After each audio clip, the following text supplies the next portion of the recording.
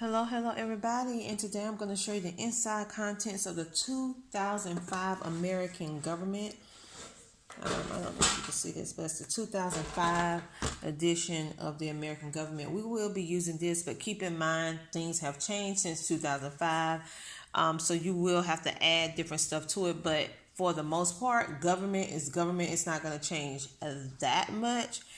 However, the foundation of the topic of government, learning about how the government is supposed to operate and different stuff like that, this book will actually provide that, and then you just add on the new stuff.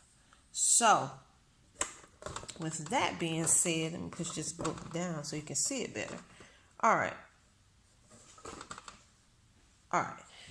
Okay, so as you can see, how this book is going to talk about the 4 characteristics that make a state. It breaks it down into population, territory, sovereignty, and government. It also has some comic strips at the... And I'm so sorry about this. This book is extremely large, so I'm trying to make sure you can actually see it in the frame. Then it breaks down the forms of government. Now, I had intended to start this at the beginning, which I did start at the beginning of the school year. But once we start getting into it, I realized that I did not want to use this book only.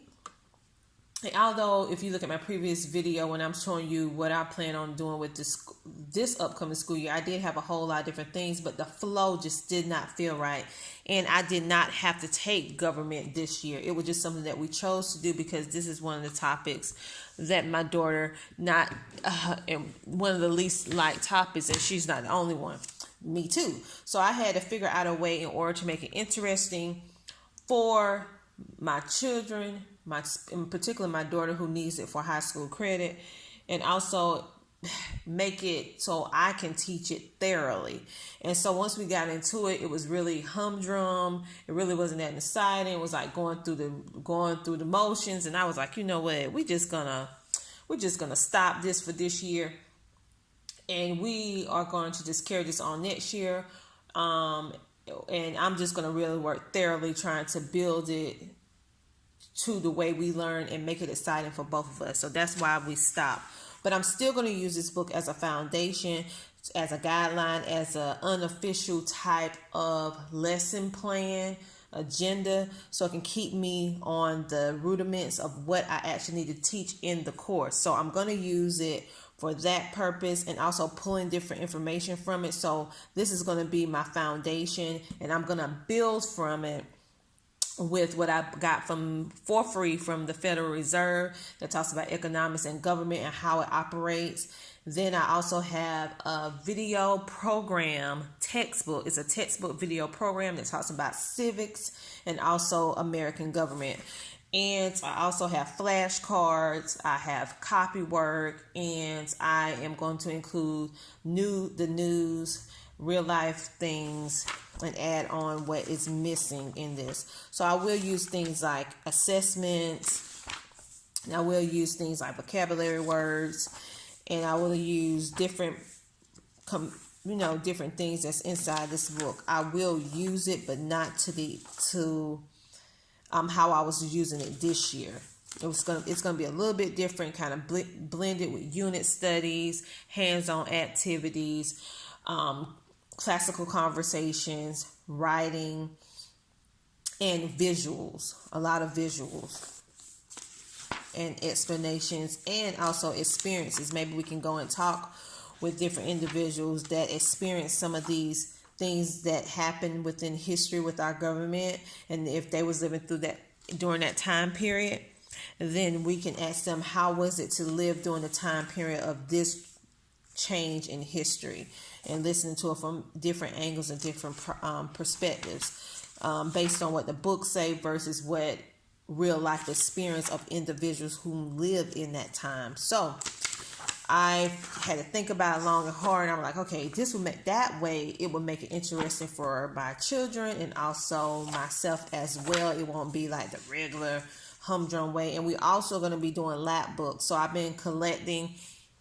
different things so that when we get to the branches of government, it will be a hands-on activity where she is physically making a lap book or a presentation project kind of format where she, and then later on my son can actually, and he's probably going to be doing it with us as well, but even though he's in middle school, but they can actually put hands on it and stuff like that. And I think I have an extra one of these books, and if I do, I have no problem with cutting this book like cutting different things or making a printout so they can add additional content to their lap books, and then they can actually have like an oral presentation and all that stuff.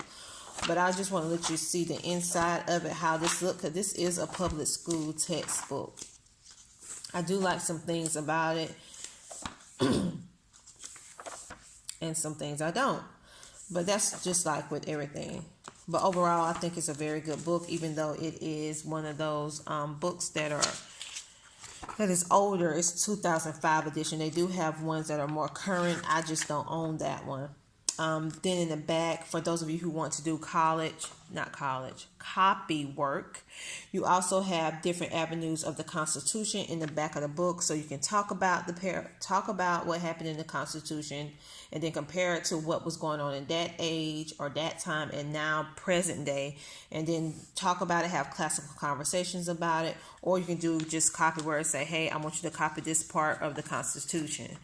And do you understand what that means? It also has different individuals that contribute to government, and it has a glossary in the back. It also has different ones who was in the Supreme Court, how long did they serve, different kind of information like that.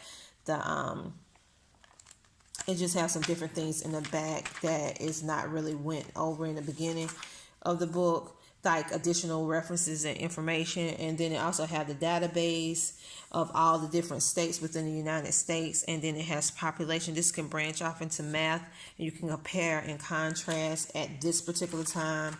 And then also they have a section on facing the issues that highlights different things that was happening within different periods of time within American history.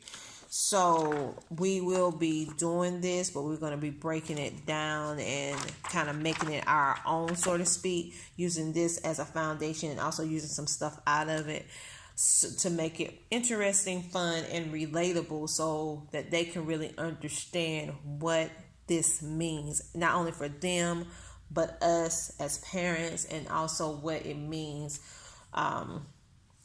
for the future in some instances, some, not all. And so that is what we're doing with that. And this is how the book looks. So remember to like, comment, and subscribe. I will talk to you later. Bye.